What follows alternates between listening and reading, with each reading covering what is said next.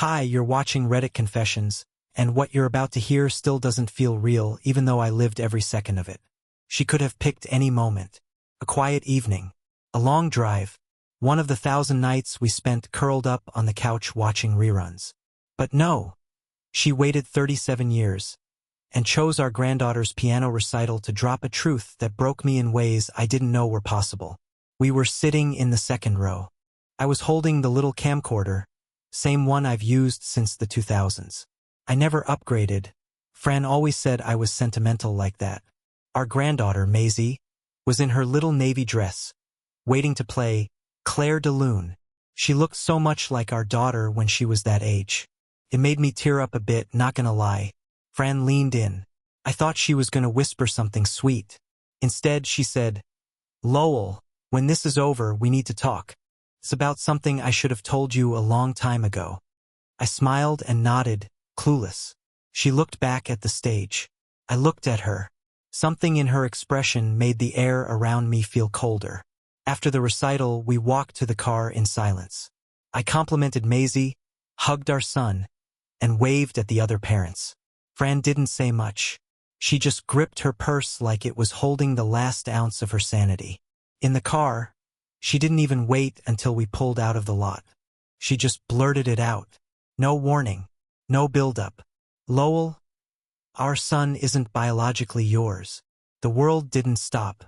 The car didn't crash. Nothing cinematic happened. But inside me it was like a sinkhole opened. And everything, the trust, the memories, the way I saw my own life, started to fall in. What do you mean?" I asked, voice cracking like a teenager's. Fran stared at the glove compartment like she couldn't look me in the eye. "I was with someone else. It was just once." Or, I told myself it was once. We never got a paternity test. I just hoped. Hoped? She gambled 37 years of my life on hope? I remember gripping the steering wheel so tightly I left nail marks in the leather. My heart was pounding, but I couldn't yell. I never do. I just sat there, nodding like a fool, as she confessed to rewriting our entire family history in the time it took to park a car. Then she said, "It wasn't just that. It's who he was. You knew him. You knew him really well." I was afraid to ask, but I did. She said a name, and it felt like someone had kicked me straight in the chest. A name I hadn't heard in years, but one that was etched into every family memory we had. And that's not even the worst part, because what happened the very next day was something even she didn't see coming. And neither did I. She said the name as if it were any other, like she was ordering coffee. But to me, it hit like a freight train. Lyle. Lyle, my cousin, my closest cousin. We grew up 2 blocks apart, shared every summer holiday together, played on the same baseball team, and were best men at each other's weddings. He moved away shortly after Fran and I got married. Something about a job in Texas, maybe Florida, and we hadn't spoken in years, just Christmas cards and the occasional forwarded meme. I remember staring at Fran, unable to form words. The steering wheel was still warm from my grip. My chest felt like it had shrunk 2 sizes. My cousin. My own blood. She hadn't just cheated with someone. She'd chosen him. Someone she knew was a part of my world. Someone who'd eaten at our table and toasted at our anniversary. She started crying then. Not loud sobs, just silent tears slipping down her cheeks. I hated that I still instinctively wanted to comfort her. I hated myself for even feeling that way. "I didn't plan for it," she whispered. "He was staying with your parents that week. You had that conference in Chicago. One night, it just happened." I regretted it the moment it was over. But then, a few weeks later, I was pregnant. And I didn't know who the father was. I told myself it didn't matter. Didn't matter? Our son, my son, was raised on bedtime stories I made up, terrible science fair volcanoes I helped build, and camping trips where I taught him how to fish. And now she tells me he might not even be mine. And it didn't matter? I asked her the question I couldn't believe I had to ask. "Does he know?" She hesitated, then nodded. "He found out 6 months ago. He took one of those ancestry kits. It flagged something strange. He confronted me first. I begged him not to tell you. I told him I would. But I needed time. 6 months. My son had known for 6 months, and every time he smiled at me, every time he hugged me or called me Dad, it was a lie. Or maybe not a lie, maybe it was pity. I got out of the car without saying a word. Just walked. Left Fran behind in the passenger seat, hands trembling in her lap. I walked for hours, through quiet neighborhoods, past blinking porch lights, past everything familiar, until I ended up at the one place I hadn't visited in decades. My late parents' house, now rented out to strangers. I stood across the street like a ghost. Then my phone buzzed. It was a text from a number I didn't recognize. "We need to talk. I didn't know he was yours. I swear." Lyle. I didn't answer the text. Not right away. I stared at it for so long the screen dimmed and locked itself. My thumb hovered over the screen like a soldier disarming a bomb. I didn't know what to say. What do you say to the man who slept with your wife? Who might be the real father of your child? And who happens to be your own cousin? The next morning, Fran was still asleep when I left the house. Or maybe she pretended to be. She does that sometimes when she wants to avoid things. The coffee maker beeped behind me like it always did, cheerful and clueless. I couldn't stomach a single drop. I texted Lyle back. "Meet me behind St. Edmund's. Noon." It was a weird place to choose, I know. But there's a little bench behind the old chapel. We used to ride our bikes there as kids, pretend we were spies or superheroes. I thought maybe the familiarity would make the conversation feel less unbearable. He was already there when I arrived. He looked older than I remembered. Gray stubble, thinner hair, nervous hands. But the moment he saw me, he stood up like a teenager caught sneaking out. I didn't say anything, just stared at him. "Waiting," he said it first. I didn't know. Not then. I didn't even think, Lowell, I swear. If I had known. I cut him off. "You knew she was married. You knew she was my wife." He flinched like I'd slapped him. "It was a mistake," he said. "We were drunk. Shouldn't have happened." And I never reached out again. I left. I tried to stay away. I thought it would all just disappear. Disappear. Another person hoping the past could dissolve if ignored long enough. But lies don't evaporate. They settle into the foundation and rot it from the inside out. Then Lyle said something that made my legs go weak. "I got a call a few weeks ago. From him. From your son." My stomach turned. "He found me," Lyle continued. "Said he took a DNA test and things didn't add up. He tracked down his biological matches. My name came up. He was angry, confused, thought maybe the system was wrong. But when I heard his voice, I knew. I just knew." I backed away. I didn't want to hear more. I didn't want to picture my son calling a stranger to ask if he was his real father. "Lowell," Lyle said softly, "I didn't come here to hurt you. I just wanted to say I'm sorry. I don't want anything from you. Or him.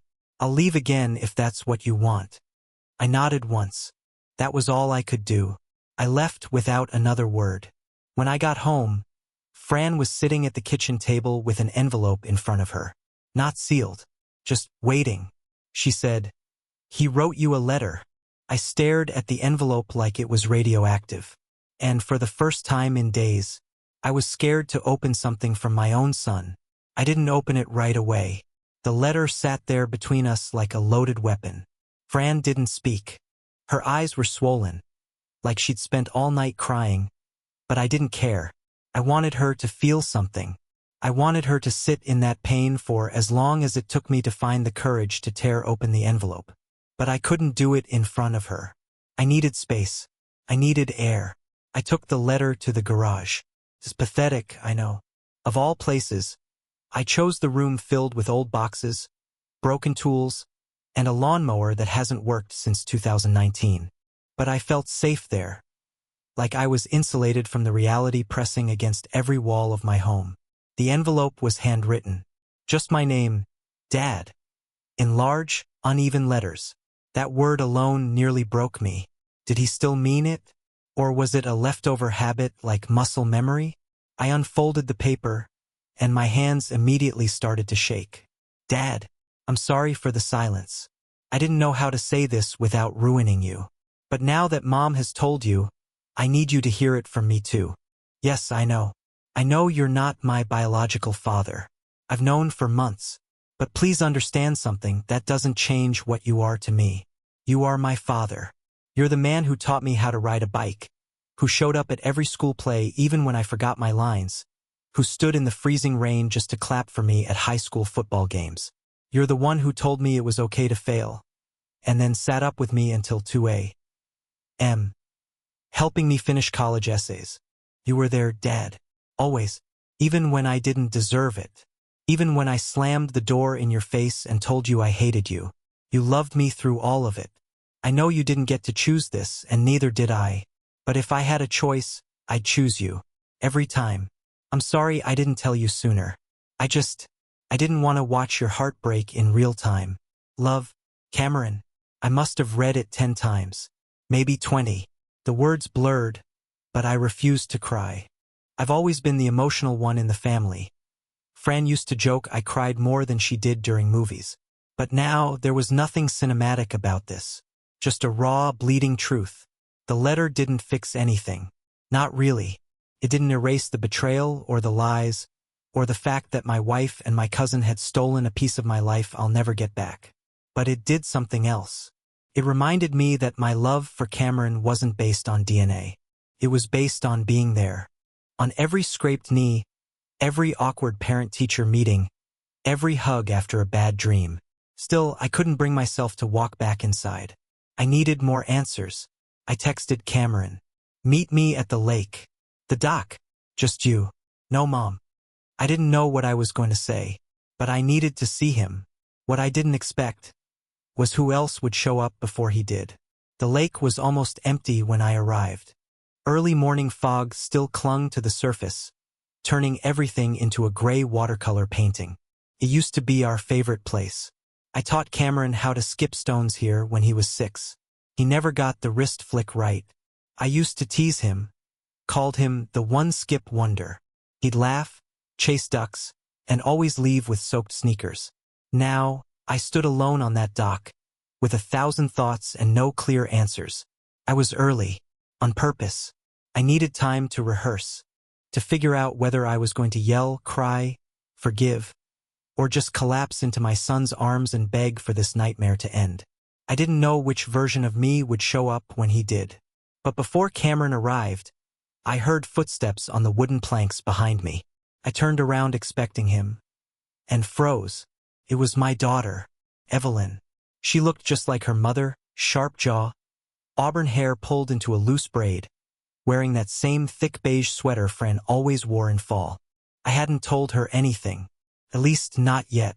And yet here she was, eyes wide, breathing hard like she'd run the whole trail to the lake.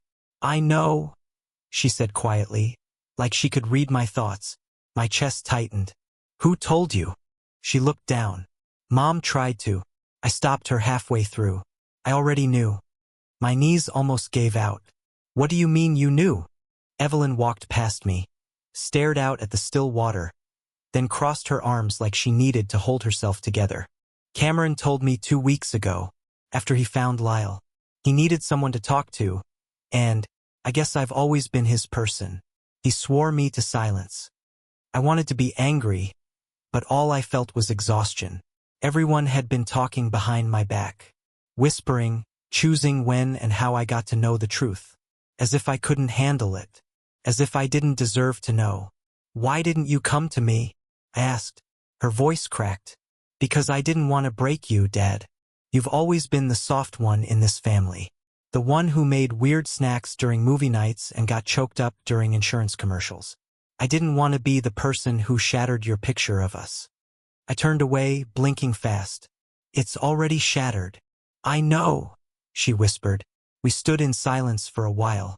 2 broken people, both trying to pretend we could still recognize the life we used to live. Then she reached into her coat pocket and handed me a folded slip of paper. He wrote something else. For you. Said he wasn't sure if he could say it out loud. Another letter. I took it with a shaky hand, heart already thudding. That's when another voice echoed from the path behind us. Dad! Cameron! My heart jumped. Not out of joy, out of fear. fear of what would come next. But what I didn't know was that someone else had followed him, and they had no intention of staying silent. When Cameron stepped onto the dock, I noticed something strange right away. His eyes weren't on me. They were focused just over my shoulder, wide and tense, like he'd seen a ghost. I turned slowly, expecting maybe Fran had shown up despite my request. But the figure that emerged from the mist wasn't her. It was older, taller, wearing a pressed navy coat and a smugness that nearly made me sick. Lyle, my cousin, the man who helped build my wedding arch and then, apparently, helped himself to my wife. He walked down the dock like he had every right to be there, like this whole mess involved him more than anyone else.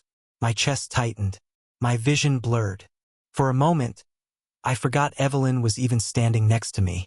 The dock creaked under our weight, and the water lapped against the shore like it was trying to drown the moment before it could happen. "What is he doing here?" I asked, voice barely holding steady. Cameron looked between us, clearly rattled. "He just showed up. Said he needed to be here." Lyle stepped forward. "I know you don't want to see me, Lowell, but you deserve answers. All of them." I laughed bitterly. "Now you want to give me the truth? After 37 years of silence?" "I didn't know back then," he said. "But I do now. And it's not just about me or Fran. It's about Cameron." I turned to my son, who looked like he was about to bolt. "Did you ask him to come?" "No," Cameron said quickly. "I told him I was meeting you, and he just followed. I didn't want this." Evelyn stepped between us then, like a referee in a fight about to break out. "Everyone needs to calm down. This isn't helping." But Lyle didn't wait. He reached into his coat pocket and pulled out a folder. Thick, sealed with a red string. "I had a paternity test done. Independently. I needed to be sure. You should read it." I stared at the folder. My legs felt unsteady. I didn't want to touch it. But my curiosity, that horrible, aching curiosity, got the better of me. I took it. My fingers trembled as I undid the knot. I read the first page, then the second, and then I looked up, stunned. "It's not you," I said, barely able to speak. "You're not his father." Lyle nodded slowly. "I know. That's why I came." A long silence followed. Cameron's face was pale. Evelyn looked as confused as I felt.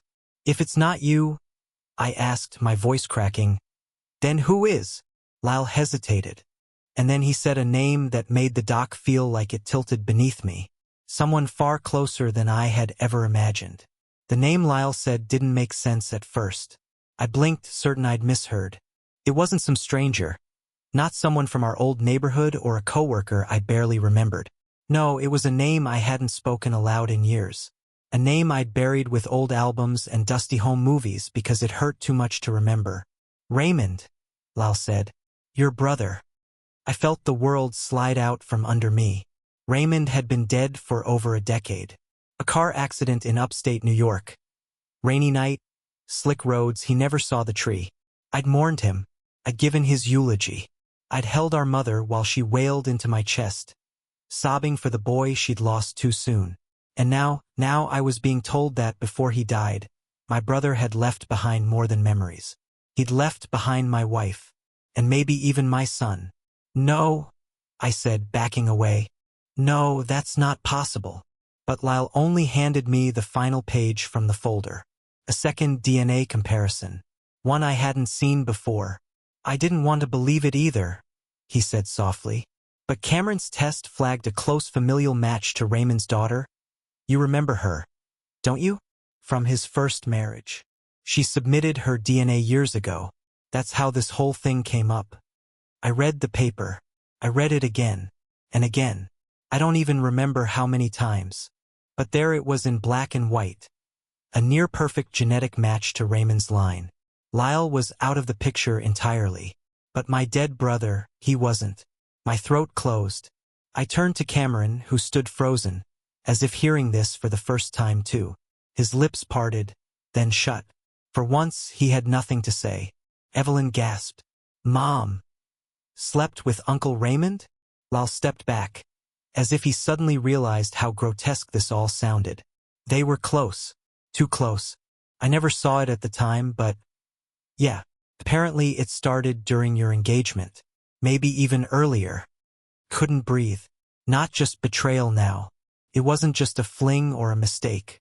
It was Raymond, my only brother, my childhood best friend, my best man, the man who toasted our wedding with tears in his eyes. I bent over the edge of the dock and dry heaved. My daughter rushed to hold me up, but I shrugged her off. I didn't want comfort. I wanted to wake up. Behind me, Cameron spoke for the first time since the revelation. His voice cracked with something between guilt and disbelief. Does that mean you're not my father at all? I couldn't answer, because I didn't know anymore. I don't remember sitting down, but at some point my legs gave in and I collapsed onto the dock, elbows on my knees, head in my hands. Evelyn sat beside me in silence. Cameron kept pacing like the words might fall into place if he kept moving. Lal thankfully stayed back. He didn't speak again. Didn't need to. The damage was already done. I didn't know what to feel. Grief? Rage? Shame? 37 years of believing I'd built a steady life with a loyal wife, with 2 beautiful children, and a marriage rooted in quiet, ordinary love. Now I was just a man sitting on a dock, learning that his brother, dead for over a decade, had left behind more than a memory. He had unknowingly left behind my son, or the boy I thought was mine. But the strangest thing happened next. Cameron stopped pacing. He crouched in front of me, eyes red, voice hoarse. "Dad," he said, and that word nearly broke me. "I know I've said it before, but I need you to really hear me now. You are my father. Biology doesn't change that. It never will." I looked up at him. "How can you be so sure?" "Because I remember who stayed. I remember the man who picked me up after I crashed my bike, who gave me money for my first bad haircut, who danced like an idiot at my wedding even though you hate dancing. I remember the guy who held me the night my dog died and told me it was okay to cry. That was you. Not Raymond. You." I started crying. No use hiding it anymore. Not there, not then. "I don't care what a DNA test says," he added. "You're the only father I've ever needed." Behind him, Evelyn nodded with tears in her eyes. "Same here. And if Mom made mistakes, that's her to deal with. But we still have you." And in that strange, broken moment, something inside me softened. Not all at once, but enough. Enough to realize that while the foundation of my life had cracked, the house hadn't fallen. I'm still hurt. I probably will be for a long time. Fran and I are taking space. She's staying with her sister while I figure out how much I can forgive. Lyle? I don't know if I'll ever speak to him again. That part might never heal. But as for Cameron, I invited him over for dinner last night. He brought lasagna. We watched the same movie we used to watch when he was a kid. And for the first time in weeks, I laughed. Maybe love isn't built from blood. Maybe it's built from showing up. Again and again. Even after the truth burns through everything you thought was solid. And if that's true, then I'm still a father. And I'm still standing. What moment shocked you the most in this story?